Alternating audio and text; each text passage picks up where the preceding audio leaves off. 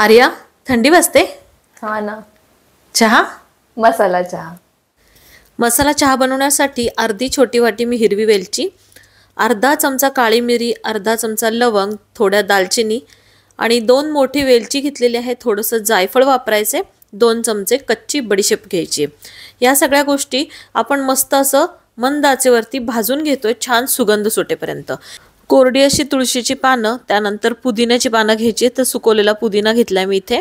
गुलाबाच्या पाकळ्या ज्या असतात त्याही सुकवलेल्या माझ्याकडे होत्या, त्याही मी यामध्ये घातलेल्या आहेत. सुंठ आपल्याला 4 ते 5 चमचे वापरायचे. सुंठ पावडर माझ्याकडे होती, ती मी इथे वापरली.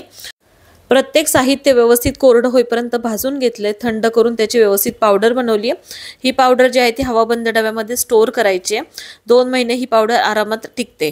आता चहा बनवायला सुरुवात करताना पातेल्यामध्ये इथं 2 कप मी पाणी घेतलंय. यामध्ये लहान चमचा 2 चमचे चहा पावडर वापरली आहे, 3 चमचे साखर घातली, छान उकळी आणली. वरतून आपण दूध घालून इथं अजून मस्त 7 ते 8 मिनिटं चांगली उकळी आणतोय. सगळ्यात शेवटी आपल्याला जो मसाला तयार केलाय तो अर्धा चमचा इथे वापरायचा आहे. 2 जणांसाठी छान असा फक्कड आणि अमृततुल्य चहा आपला इथं तयार झालेला आहे. चहाप्रेमींनी ही पावडर जी आहे ती नक्की बनवून ठेवा. चहामध्ये एक वेगळी टेस्ट येते, एक वेगळा सुगंध येतो.